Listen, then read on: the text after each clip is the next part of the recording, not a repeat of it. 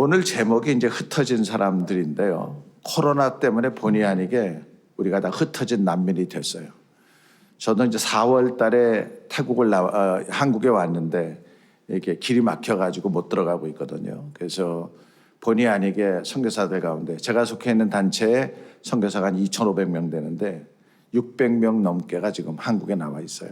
근데 미래의 학자들이 지금 같은 상황들이 아마 2020년 후반부, 2021년 봄까지 계속 갈 수 있다 이렇게 생각을 이렇게 미래적인 예측을 하고 있거든요. 그래서 오늘 제가 말씀을 전하려고 하는 것은 이렇게 어려운 때에 성경이 우리에게 가르쳐주는 흩어진 사람들, 조금 유식한 말로 말하면 디아스포라 이렇게 얘기를 하는데요. 우리가 그 사람들이 성경에서 어떻게 역할을 했는지를 한번 살펴보고 오늘 이 말씀이 여러분들에게 좀 격려가 됐으면 좋겠습니다. 그 사도행전 1장 8절을 보면은요, 성령이 너에게 임하시면 너희가 권능을 받고 예루살렘과 유대와 사마리아 땅 끝까지 이르러 내 증인이 되라 하시니라. 여기에 보면은 사도행전 1장에 하나님께서 선교하라 이렇게 말씀하신 거예요. 1장부터 예루살렘과 유대와 사마리아와 땅 끝까지 이게 선교거든요. 그러니까 하나님이 1장부터 선교하라고 말씀을 하셨기 때문에 예루살렘 교회가 선교할 수 있는 힘을 계속 주세요. 그래서 2장에 들어가게 되면 오순절 성령이 임해가지고 120명이 다 성령 충만 받는 게 있는 거죠. 그러니까 뭐 여러분들이 이렇게 몇 명 안 되시지만 기도하다가 마가 요한의 다락방이 요만해요. 요거까지 트면은 요만합니다. 요만한데 그때 120명이 옹기종기 앉아가지고 성령 충만 받았잖아요. 그러니까 선교하라고 하나님의 성령 충만 만드신 거예요. 예루살렘을 떠나지 말고 위로부터 능력이 내려올 때까지 기도해라. 여러분들이 다 성령 충만 받으시기를 바랍니다. 아멘한 사람만 다 받으세요. 그리고 난 다음에 사도행전 3장에 가게 되면은 베드로가 기도하러 올라가다가 예루살렘 미만에서 안전뱅이를 만나게 됩니다. 그래서 은과 금은 내게 없거니와 내게 있는 것으로 내게 주노니 나사렛 예수 그리스도로 일어나라. 그러니까 교회 안에 성령의 능력이 계속 나타나는 거죠. 이게 사도행전 3장이에요. 그리고 사도행전 4장에 가게 되면은 베드로가 설교할 때 5,000명이 주님 앞에 돌아오는 일이 있게 됩니다. 성경 구절 다 있죠. 그래서 4장 4절 말씀을 들은 사람 중에 믿는 자가 많으니 남자의 수가 약 5,000명이나 됐습니다. 이 사도행전 4장까지 하나님께서 교회에 엄청난 축복과 능력을 계속해서 베풀어 주는 거예요. 그래도 예루살렘 교회가 선교하지 않습니다. 예루살렘 교회가 선교하지 않으니까 사도행전 5장부터는 교회 안에 이상한 일이 벌어지기 시작합니다. 첫 번째 이상한 일은 뭐냐면 교회의 리더 아나니아와 삽비라가 재산을 팔아가지고 헌금을 한 거죠. 이거 엄청난 거 아닙니까? 재산을 파는 것 자체가 보통 믿음 가정으로 할 수 없는 거예요. 그런데 그거를 갖다 바쳤는데 그 당시에는 성령이 지금보다 더 민감한 시대이기 때문에 쬐끔 거짓말했어요. 쬐끔. 예를 들어가지고 1억 원짜리 팔아놓고 자기가 한 1,000만 원, 2,000만 원 슬쩍한 다음에 슬쩍한 거 아니에요. 자기 돈이니까 그냥 놔두고 나머지 한 8,000만 원 바친 거예요. 그 잘한 거지 나쁜 일 아니잖아요. 그 잘한 거잖아요. 그런데도 성령을 속였다 그래가지고 이 리더가 잘못되는 거죠. 그리고 난 다음에 사도행전 5장에 오니까 사도들이 핍박을 당하기 시작을 합니다. 그리고 6장에 가면은 교회 안에 더 구체적으로 어려움이 있게 되는데 그건 뭐냐면 헬라파 유대인 과부들과 히브리파 과부들이 서로 싸우기 시작해요. 교회 안에 분란이 일어나기 시작합니다. 이런 것들이 사도행전 1장에 선교하라고 하는 주님의 말씀에 대하여 반응을 제대로 보이지 않았기 때문에 그러는 거죠. 그래서 사도행전 7장에 가서 엄청난 일이 생기게 되는데 스데반이 죽습니다. 순교당하는 거죠. 그리고 사도행전 8장에는 더 큰 일이 벌어져요. 그게 뭐냐면은 예루살렘 교회에 핍박이 일어나게 됩니다. 여기 성경을 보시면은요, 사도행전 8장 1절입니다. 사울이 그가 죽임을 마땅히 여기더라. 그날에 예루살렘에 있는 교회에 큰 박해가 있어서 사도 외에는 믿음이 아주 좋은 목사들 외에는 다 흩어지게 되는 거죠. 근데 흩어질 수밖에 없었던 것이 그 8장 3절 말씀 보면은요, 사울이 교회를 진멸할 때 각 집에 들어가 남녀를 끌어다가 옥에 넘기니라. 그러니까 각 집에 들어갑니다. 각 집에 들어가니까 누구든지 예수 믿는 사람이 있다, 그럼 그 집에 들어가는 거예요. 5,000명이나 넘는, 8,000명이나 넘는 사람들이 그 당시 예루살렘 교회 성도였거든요. 그러니까 집집마다 들어가 가지고 죽이려고 하니까 신실한 사람들이 견딜 수가 없는 거예요.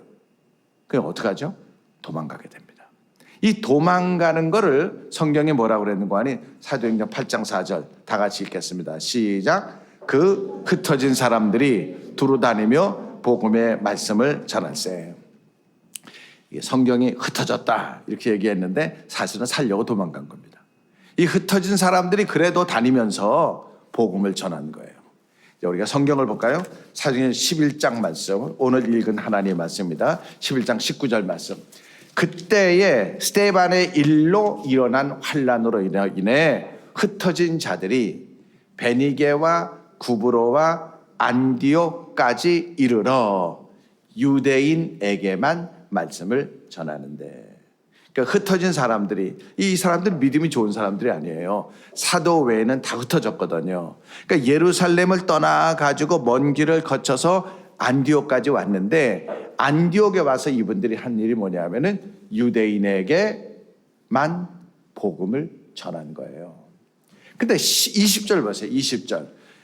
이 예루살렘에서 흩어져 나온 사람들이 안디옥에 이르러 누구에게도 주 예수를 전파했어요? 헬라인에게도 복음을 전한 거예요. 그러니까 19절 말씀은 유대인이 유대인에게 복음을 전한 거예요. 20절 말씀은 유대인이 헬라인에게도 복음을 전한 거예요. 헬라는 오늘날의 그리스입니다. 그리고 헬라 사람이라는 말은 이방인을 대표하는 말이거든요. 그러니까 유대인이 유대인에게 복음을 전한 것을 우리가 전도라고 말을 한다고 하면은, 유대인이 헬라인에게 복음을 전한 것을 우리가 선교라고 말할 수 있는 거예요. 그래서 사도행전 1장에 하나님이 주신 땅 끝까지 복음을 전하라고 하는 이 말씀에 대해서, 이 말씀을 실현하기 위해서 예루살렘 교회에 엄청난 능력을 베풀어 주셨는데도 불구하고 예루살렘 교회가 그걸 하지 않으니까 결국은 교회에 핍박이 오게 되고, 교회가 갈라지게 되고, 사람들이 흩어지게 되고, 그래도 하나님의 뜻은 선교를 해야 되는 거니까 이 흩어진 사람들이 안디옥까지 와서 어떤 사람은 유대인에게 전도하고 어떤 사람은 헬라인에게, 이방인에게 선교한 것을 볼 수가 있습니다. 우리가 선교라고 얘기를 하면은요, 교회 역사상 선교사를 제일 먼저 파송한 교회가 안디옥 교회입니다. 안디옥 교회는 사도행전 13장에 나오거든요. 안디옥 교회는 사도행전 13장에 나오는데, 이 안디옥 교회의 리더가 5명입니다. 리더가요, 바나바도 있고 사울도 있고 5명입니다. 1절에 나오죠. 근데 이 사람들의 목회 철학이 뭐냐 하면은 2절 말씀입니다. 2절 말씀 우리 한번 다 같이 읽어볼까요? 시작. 주를 섬겨 금식할 때에 성령이 이르시되, 주를 섬겨 금식할 때, 여기 섬겼다는 말은 영어 성경을 보면은 워십했다 이런 말이에요. 예배 드렸다는 겁니다. 그리고 금식이라는 말은 우리가 아는 대로 금식기도 하는 거죠. 그래서 이 5명의 안디옥 교회 리더들의 목회 철학이 2가지인데, 하나는 예배 드리는 일에 섬겼다, 워십했다, 예배 드리는 일에 힘쓴 거고요. 또 하나는 기도를 했는데 금식하는 일에 힘쓴 거예요. 그리고 어떤 일이 벌어졌을까요? 성령이 이르시되, 성령의 음성을 들은 겁니다. 성령이 이르시되. 그 성령의 음성을 들었는데, 그 성령의 음성이 뭐냐면은 내가 택한 사람을 내가 불러시키는 일을 위하여 바나바와 사울을 따로 세워서 안수해서 선교사로 보낸 겁니다. 이게 사도행전 13장이에요. 그러면은 안디옥 교회가 보낸 선교사는 바울과 바나바잖아요. 교회의 파송을 받았잖아요. 샘플이 저 같은 사람이에요. 그 교회의 파송을 받은 사람. 자칭 선교사가 아니고 교회의 파송을 받고 교회의 후원을 받은 거죠. 제가 선교사로 나간 지 오래됐어요. 87년에 갔거든요. 87년에 갔는데 제가 아들 하나 딸 하나 있는데 아들은 6살 때 딸은 3살 때 걔네들을 데리고 제가 선교지로 갔습니다. 걔가 지금은 6살짜리는 40살이 되고 3살짜리는 좀 36인가 뭐 7 이렇게 됐어요. 그러니까 이제 그 교회의 파송을 받았는데 그때부터 지금까지 저는 교회의 후원을 받고 있습니다. 교회의 지원을 받고 있습니다. 교회가 저를 위해서 기도하는 거예요.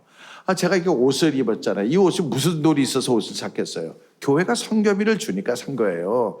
제가 이거 핸드폰도 있잖아요. 이게 아이폰. 이거 제가 어떻게 샀겠어요. 물론 이거는 어떤 분이 저한테 선물을 한 거예요. 그렇지만은 그 전에 거는 다 교회가 저한테 준 헌금으로 제가 사는 거죠. 제가 어떻게 먹고 살겠어요. 교회가 선교비를 주는 거니까 제가 먹고 사는 거죠. 이렇게 교회가 전적으로 책임져 주는 선교사, 바울과 바나바 같은 선교사입니다. 그러나 제가 오늘 여러분들에게 말씀을 드리려고 하는 것은 이런 얘기를 하려고 하는 게 아니에요. 다시 한번 사도행전 11장 19절과 20절을 저희가 살펴를 보겠는데요. 사도행전 11장은 사도행전 13장 전이에요. 이때는 안디옥 교회가 있었을까요? 없었을까요? 안디옥 교회가 없었어요. 단지 사도행전 11장 19절은 스데반의 예루살렘에서 스데반이 죽은 환난으로 말미암아 이 사람들이 예루살렘을 떠나서 안디옥까지 온 거예요. 그리고 안디옥까지 와가지고 그냥 복음을 전한 거예요. 어떤 사람은 유대인에게 복음을 전하고 어떤 사람은 헬라인에게 이방인에게 그냥 복음을 전한 거예요. 이들에게 목사가 있었나요? 없었어요. 이들에게 교회가 있었나요? 없었어요. 성경을 보면은요, 사도행전 11장 20절, 21절 이렇게 보시게 되면은요, 거기에 이제 무슨 말이 나오냐 하면은, 20절입니다. 그 중에 구브로와 구레네 몇 사람이 안디옥에 이르러 헬라인에게도 말하여 주 예수를 전파하니 20절 말씀입니다. 주의 손이 그들과 함께 하심에 수많은 사람들이 믿고 주께 돌아오더라. 그 다음에 어떤 일이 있어요? 이 소문이 예루살렘 교회까지 가는 겁니다. 제가 안 읽었지만은 22절이 그런 얘기입니다.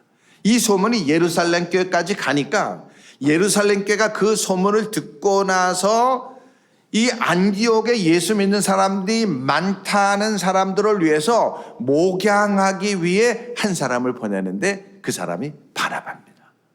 그러니까 바나바가 온 거는 언제 왔냐 하면은 22절에 온 거예요. 22절에 예루살렘 교회가 이 사람들의 소문을 듣고 바나바를 안디옥까지 보낸 겁니다. 근데 바나바가 안디옥에 와서 보니까 예수 믿는 사람이 너무나 많은 거예요. 자기 혼자 목양이 안 되는 거예요. 전도는 목사가 없어도 할 수 있는 거예요. 교제는 목사가 없어도 할 수 있는 거예요. 근데 목양은 케어하는 거는 목사가 없으면 안 되는 거예요. 자기들끼리 전도해서 숫자는 많아졌는데 목양할 사람이 없으니까 예루살렘 교회가 바나바를 보냈는데 바나바가 와서 보니까 이 숫자가 너무나 많은 거예요. 자기 혼자 감당이 안 되는 거예요. 그래서 바나바가 다소까지 가서 사울을 데리고 오지 않습니까? 그래서 바나바와 사울이 1년 동안 하나님의 말씀을 잘 전했더니 그때 말씀을 잘 들은 사람들의 삶이 바뀌어지니까 사람들이 뭐라고 그래요? 그리스도인이다. 그리스도를 따라가는 사람이다. 하는 이런 말을 역사상 처음으로 듣게 되는 겁니다. 그러니까 이때는요, 바나바가 오기 전인 거예요. 목사가 없었어요. 그리고 교회가 세워지기 전인 거예요. 교회가 세워지기 전에 사람들이 복음을 전한 거예요. 교회가 세워지기 전에 교회의 파송을 받지 않고 교회의 후원을 받지 않고 교회의 지원이 뭔지도 모를 때에 이 사람들이 복음을 전했는데 어떤 사람은 유대인이 유대인에게 복음을 전하고 어떤 사람은 유대인이 헬라 사람에게도 복음을 전한 거죠. 제가 오늘 드리려고 하는 말씀은 요겁니다. 유대인이 헬라인에게도 복음을 전했다. 이 선교거든요. 근데 교회가 세워지기 전에 했다. 목사가 있기도 전에 했다. 그게 사명이죠. 이거를 이제 지금부터 제가 말씀을 나누려고 생각을 하는 겁니다. 꼭 선교사로 파송을 받아야 선교하는 건 아니거든요. 이 케이스가 사도행전 11장 19절에 있는 말씀이 그런 겁니다. 선교사로 파송하지 않아도 선교를 하는 거죠. 미국에 데이빗 플랫이라는 목사가 있는데요.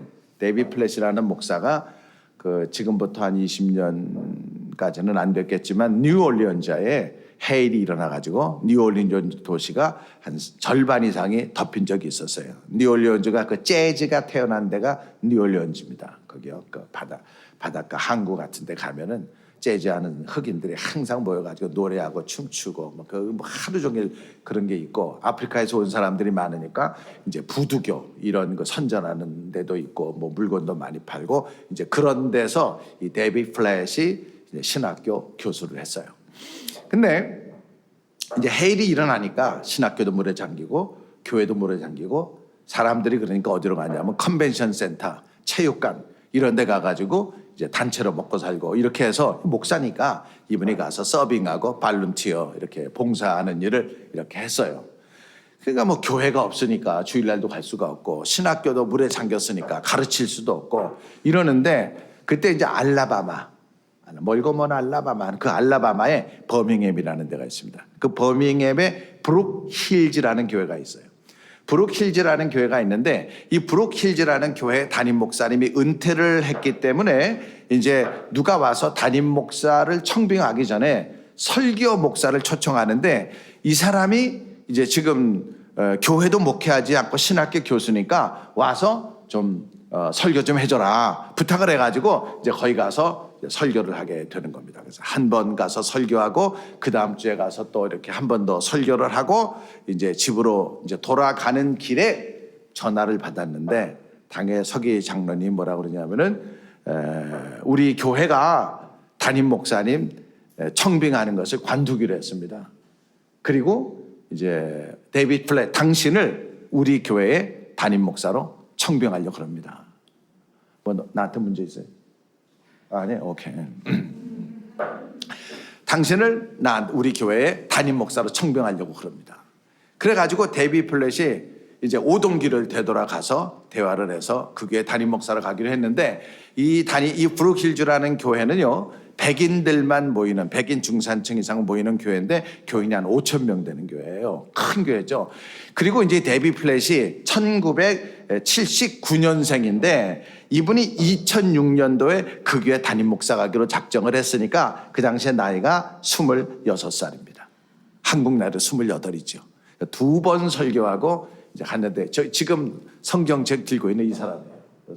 그러니까 미국 사람은 티셔츠 입고 설교도 하고 청바지 입고 설교도 하고 좋아요. 그리고 이제 그 옆에 있는 사람은 트럼프 대통령인데, 이 사람이 갑자기 예배 주일날 교회로 온 거예요. 그냥 교회를 와가지고 그냥 갑자기 앞자리에 앉은 건데, 이 데이빗 플랫이 설교하려고 하다 보니까 지금 대통령이 앞에 앉아 있는 거예요. 전혀 얘기 없이. 그래가지고 대통령 올라오라 그래가지고 대통령이 위해서 기도하는 건데, 지금 제가 얘기하는 사람이 이 데이빗 플랫입니다. 인데 이 사람이 이제 그 교회로 이렇게 부임을 했잖아요. 부임을 해서 한 일이 많이 있지만은 그 중에 한 게 뭐냐면은 중국의 가정교회에 가서 말씀을 전한 적이 있는 거예요. 그래서 중국의 가정교회에서 사람들이 이제 그 말씀을 들은 그것을 생각을 하면서 이 사람이 시크릿 서비스라고 하는, 시크릿 워십이라고 하는 것을 만들어가지고 매주 금요일마다 저녁 7시에서부터 새벽 1시까지 예배를 드리기 시작을 했어요. 한 6시간, 7시간. 그러니까 6시간, 7시간이 뭐 찬송도 하고 기도도 하고 있지만 대부분은 성경을 가르치는 일에 이렇게 했습니다. 성경을 가르치는 일을 했는데 성경을 계속 가르친 거죠. 말씀을 계속 가르친 거죠. 이 말씀을 가르칠 때에 우리가 아까 안디옥 교회 잠깐 봤지만은 사람들이 그리스도인이라는 말을 들었잖아요. 그러니까 계속 말씀을 가르친 거예요. 말씀을 계속 가르치는데 이 데이빗 플랫이 쓴 레디칼이라는 책이 있어요. 레디칼, RADICAL. 레디칼 책이 한국어로 번역이 되어 있는데 제가 하는 말은 다 그 책에서 제가 가져온 겁니다. 그리고 이제 유튜브에 들어가 가지고 데이빗 플랫을 치면은 PLATT거든요. 그러면은 지금 제가 하는 말들 거기에 다 여러분들 레퍼런스로 사용할 수가 있습니다. 그런데 가르쳤더니 교인들이 와가지고 목사님 우리에게 지나간 1년 동안 말씀을 가르쳤는데 도대체 우리더러 뭐 하려는 겁니까? 그랬더니 데이비 플랫이 전도해라. 그러는데 당신들 집에 동네에 예수 안 믿는 사람을 집으로 초청을 해가지고 그들에게 복음을 전하세요 하면서 이제 소위 말해서 매뉴얼을 주게 된 거예요. 그러니까 이게 백인들이 파티하는 거 보게 되면은 참 배고프거든요. 왜냐하면은 이제 모이게 되면 거실에서 1시간 동안 별 얘기를 다 하잖아요. 1시간 동안 별 얘기를 다 하는 차 한 잔 주면서 격식은 다 갖춰가지고 뭐 드시겠냐고 물어보고 들어가는 입구에다가 그냥 음료수 잔뜩 싸놓고 한 잔씩 주고 난 다음에 1시간 동안 정말 쓰잘데없는 얘기들 하고 난 다음에 그리고 난 다음에 이제 식당 주방으로 가가지고 테이블에 이렇게 앉아가지고 밥 먹는데 아주 큰 부자가 아니면은 이제 처음에 가가지고 샐러드나 숲 주고 그때부터 메인 디시 하기 시작하는 게 오븐에 넣어가지고요. 한 20분 동안 얘기하면 메인 디시가 나오고 이러는 거거든요. 그러니까 하여간 한 번 갔다 와가지고서는 저는 미국 집에 처음으로 초청을 받아가지고 기대를 부풀고 배고픈 상태에서 갔는데 얼마나 배고파가지고 돌아왔는지 다음부터 서양 사람 초청하면은 집에서 밥을 먹고 가요. 이거는 밥 먹으러 가는 게 아니고 교제하러 가는 거기 때문에 이제 영국에서도 그런 일을 당한 적이 있어요. 그래서 이분이 이제 초청을 합니다.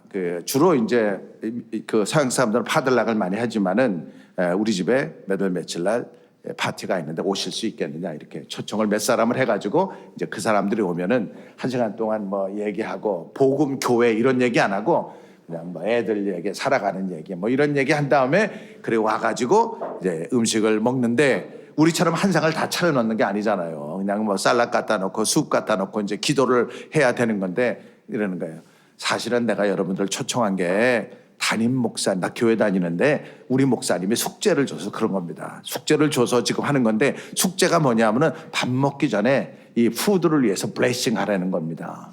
제가 대화를 하고 식사하기 전에 제가 이 푸드를 위해서 블레싱을 해도 되겠습니까? 이렇게 물어보는데 지금 1시간 동안 대화를 벌써 나눠서 얘기를 많이 했죠. 그리고 식탁 앞에 와 있는데 예수 믿으라고 하는 것도 아니고 그냥 음식을 위해서 축복하겠다는 건데 누가 반대하겠어요? 그거 하라고. 그래서 이제 푸드를 위해서 블레싱을 하고 밥 먹을 때도 이제 교회 얘기, 복음 얘기 안 하고 교제를 합니다. 애들 얘기, 돌아가는 사회 얘기, 직장 얘기 이런.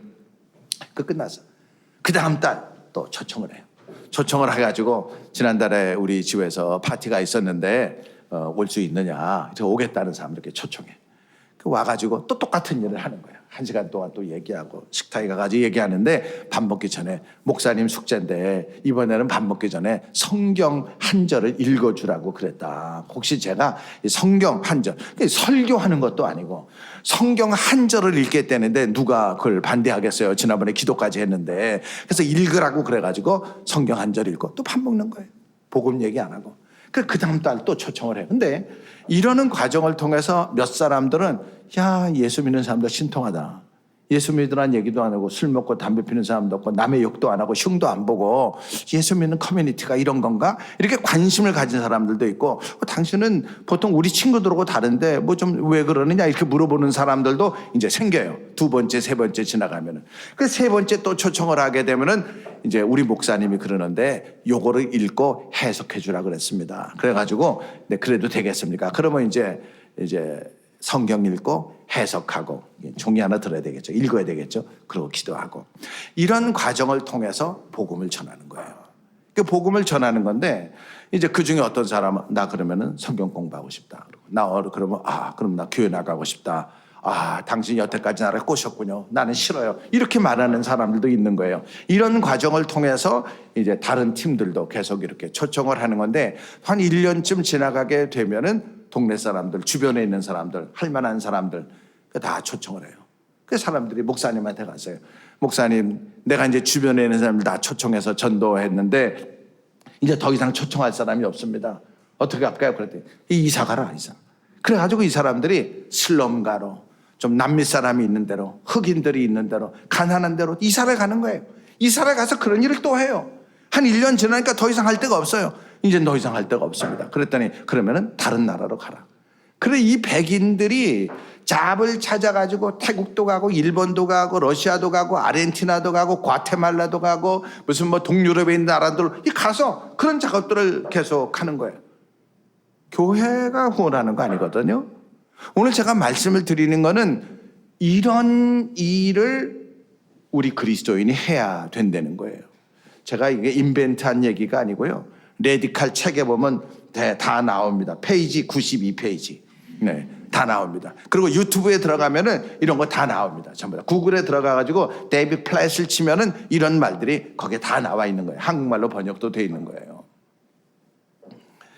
태국의 피사누록이라는 지역이 있는데 거기에 이제 그 대구의 어떤 장로님 권사님 부부가 학교 선생으로 오래 있다가 은퇴해서 이제 거기 왔어요. 그래서 한 달에 400불 주고 집을 하나 빌렸어요. 그리고 난 다음에 그래서 나이가 많으신 분이니까 다니면서 애들 만나면 사탕도 주고 과자도 주고 요즘에 뭐 K-팝, K-푸드 얼마나 유행이에요. 그 집에 와가지고 음식도 먹고 대화도 하고 그러다가 이제 불러다가 주일날 와서 예배도 드리고 태국 사람들은 착해서 이렇게 예배 드리자 그러면 또 예배도 다 드려요. 이래가지고 그저 권사님이 음식 해주고 감동으로 이 감정 전달을 해가지고 그 사람들에게 기도도 하게 하고 성경도 얘기하고 이렇게 했는데 교인이 10명, 20명 모이니까 사람들이 이게 안 되는 거예요. 그래가지고 그 지역에 있는 교회 목사님한테 가서 얘기를 해가지고 내가 지금 한 10명 이상 이렇게 모였는데 어디 누구 부교역자 와서 좀 이게 설교 좀 할 수 있게 해주세요. 그래서 목사님이 이제 부목사를 보내기 시작을 했어요. 그 3년이 지나서 교인들이 한 30명 이렇게 됐어요. 근데 권사님이 아프니까 힘들어하는 거예요.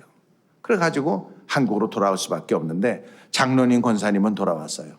그러면은 30명 모이는 조그마한 교회가 있었는데 이 교회가 문을 닫았을까요? 아직까지 예배를 드릴까요? 정답은 예배를 드리는 거예요. 이분들은 가서 그냥 자기네 산 거예요. 그리고 난 다음에 애들 좋아해주고 사랑해주고 이뻐해주고 같이 초청해서 밥 먹고 교제하고 그런데 교회가 하나 세워진 거예요. 근데 이런 일들이 도처에 너무나 많습니다. 저희가 그 태국에 사역을 하니까 태국에 쿤 A라는 사람이 있는데 이 A가 경찰관이에요. 예수 믿은 지 한 3년밖에 안 된 사람이에요. 근데 이 사람이 그 경찰관인데 중국의 경찰학교에서 태국의 경찰관 한 사람을 초청해 가지고 익스체인지 프로그램을 훈련시키는 게 있는데 이 사람이 거기 뽑혀서 이제 가게 된 거예요. 그래 가가지고 3년 동안 공부를 하고 그러니까 중국어도 잘하겠죠. 그리고 난 다음에 이제 끝나서 돌아오려고 하는데 자기가 얘기를 해가지고 3년을 더 있게 된 거예요. 6년. 이 사람이 예수 믿은 지 3년 만에 가가지고 6년을 있었는데요. 그 과정에서 이분의 마음속에 어떤 부담이 생기게 됐어요. 6년이 지나서 태국 정부에서 돌아오라 이렇게 얘기하니까 이 사람이 그냥 사표를 내고 말았어요.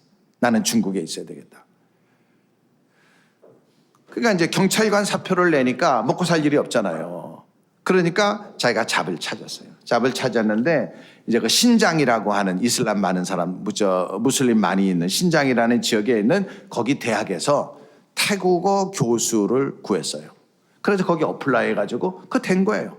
그래가지고 거기서 이제 한 달에 한 1,500불 정도 사례를 받아가지고 이 사람이 하는 일은 이제 거기 무슬림들이 많이 있으니까 이제 사람들 집을 신방해가지고 교제하고 그리고 아픈 사람이 있으면은 약 갖다 주고 계속 교제하고 밥 먹고 이러는 거예요. 근데 이 무슬림이 생각을 해보니까 이 사람이 왜 이러지? 태국 사람인데 왜 우리한테 잘해주지? 이래가지고 마음을 열면서 당신 왜 우리한테 잘해주냐? 무슨 꿍꿍이 속에 있냐? 왜 뭐 하는 사람이냐? 이 사람이 나는 여기 학교 교수로 있는데 예수 믿는 사람이다. 성경의 가르침이 이래서 내가 당신을 섬기는 거다. 이래가지고 1년 만에 그 가정이 예수를 믿게 된 거예요. 사도 바울이 말하기를 너희는 너희는 편지라 그랬거든요. 편지라. 그래서 지금 저희가 생각하고 있는 거는 교회가 지금 선교사를 파송해도요. 현장에 갈 수가 없어요. 현장에 받아줘야 가죠. 현장에 갈 수도 없으니까. 그리고 이제 제가 많은 나라를 다녀봤습니다. 많은 나라를 다녀봤는데 이 많은 나라들이 목사님 선교사를 그렇게 요구하는 것도 아니에요. 전문성이 있는 사람이 왔으면 좋겠다고 말하는 사람이 말하는 교회가 지금은 더 많습니다. 전문성이 뭐예요? 평신도가 자기의 잡을 가지고 일을 하면은 되는 거거든요. 그래서 지금은 우리가 어디에 있든지 간에 내 주변에 있는 사람들에게 내가 믿고 있는 예수님이 가르쳐 주는 대로 살기만 하면은 그게 바로 전도인 거예요. 제가 태국에서 이 설교를 한번 했어요. 태국에서 어떤 교회에서 이 설교를 한번 했더니 태국 사람이 찾아와가지고 저한테 은혜 받았다고 그러면서 봉투도 하나 줬어요. 봉투도 2,000밭. 한국 돈으로 한 7만 원쯤 되는 건데 2,000밭을 주면서 뭐라고 얘기를 하냐면 자기가 오늘 크게 깨달았다고. 자기가 방콕 병원의 소아과 의사인데 수많은 사람이 왔을 때 자기가 예수 믿는 사람인데는 복음을 전하지 못했다. 근데 내가 오늘 선교사님의 설교를 듣고 난 다음부터는 내가 지금까지 못한 거를 회개하면서 앞으로 남은 기간 동안 내가 의사하는 동안에 내가 복음을 전해야 되겠다. 이게 불교 나라지만은 방콕 병원의 의사거든요. 자기가 그런 일을 해야 되겠다. 이렇게 간증하는 걸 들었습니다. 제가 이제 말씀의 결론을 맺으려고 생각을 하는데요. 선교는 누가 하느냐? 선교는 선교사가 선교하는 거 아닙니다. 선교는 우리가, 여러분이 하는 겁니다. 주변에 한국에 와 있는 다문화 사람들이 지금 한 250만쯤 된대요. 엄청나죠? 그 사람들을 현장에서 만나기도 어려운데 여기서는요, 조금만 노력하면 다 만날 수 있어요. 물론 압구정동에 없겠죠. 조금만 나가면요, 동두천에도 있고, 제가 한 달 전에 안동에 가서 설교했는데 태국 사람이 앉아 있는 거예요. 아주 깜짝 놀래가지고 나중에 물어보니까 이 태국 사람이 농장에서 일을 하는데 너무나 성실하니까 농장집 주인 아들이 좋아가지고 연애해서 결혼하겠다고. 그런데 문제가 생겼어요. 그게 뭐냐 하면은 태국은 결혼하면은 남자가 신부집에 돈을 줘야 돼요. 그 부모가 딸을 잘 키웠다고 고맙다는 마음으로 돈을 줘야 되는 건데 이게 한국 입장에서는 이해가 안 되는 거예요. 한국 입장에서는. 아니 여자가 들어올 때 차는 못 가지고 와도 왜 남자가 여자네 집에 그런 걸 갖다 주냐. 그런데 더 재밌는 건 뭐냐 하면은 돈이 없으니까 월부로 하죠. 이게. 근데 이거는 전혀 안 맞는 얘기거든요. 또 태국 사람은 뭐냐 하면은 한국에 와서 결혼하는데 시댁 식구들한테 선물을 다 해야 된다는 거예요. 근데 자기는 이해가 안 되는 거예요. 아니 신랑 집에서 우리 엄마한테 돈을 갖다 주고 뭘 갖다 줘야지 내가 왜 선물을 해야 되지? 이렇게 문화 차이가 많은 거예요. 근데 한국에서는요, 다 한국의 문화를 따라야 되는 거니까 여러분이 고민할 필요가 없는 거예요. 또 한국에 있는 다른 나라 사람들은 한국말을 배우려고 애를 쓰니까 여러분이 태국어를 배울 필요도 없고 인도네시아어를 배울 필요도 없는 거예요. 양동철 형제라고 있는데요. 이 양동철 형제는 그 한국의 무슨 개발은행인가 거기에 이제 속해서 인도네시아 지금 팀장으로 가 있는 사람인데 이분이 여기에 있을 때, 한국에 있을 때 자기 접해 있는 인도네시아 사람들한테 그냥 도와준 거예요.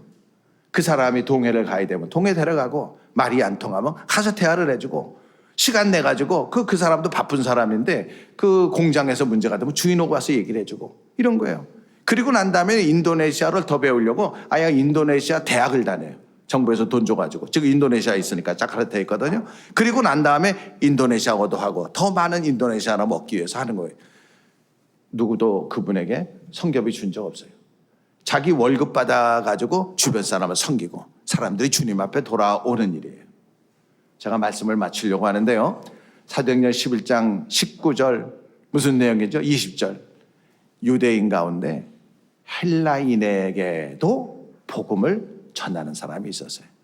이분들이 믿음이 좋은 사람들이 아니에요. 다 예루살렘에서 다 이렇게 죽기 싫어가지고 흩어져 온 사람들이에요. 교회가 선교하지 않으니까 복음 전하는 일에 관심 갖지 않으니까 처음에는 하나님이 복을 주세요.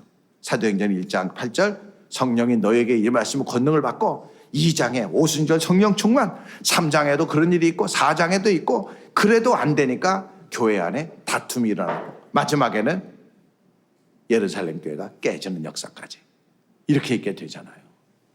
우리가 작은 교회지만 지금부터라도 목사님 말씀대로 선교의 비전을 가지고 가장 좋은 게 뭐냐면요, 기도예요. 기도는요, 선교지 갈 필요도 없어요. 그냥 기도만 하면은 그냥 전 세계를 날아다니면서 여러분이 원자폭탄 다 터뜨릴 수 있어요. 전 세계를 다니면서 하나님께서 그 기도를 들으셔가지고 요한계시록에 보게 되면은 천사가 그것을 큰 주발을 다 받아가지고 필요한 데에 다 이렇게 부어주셔가지고 역사가 나타나는데, 여러분의 기도를 통해서, 여러분의 선교적 마음을 통해서 백성들이, 예수를 모르는 사람들이 한국에 와서 주님 앞에 돌아오는 일들이 있기를 바랍니다. 기도하겠습니다.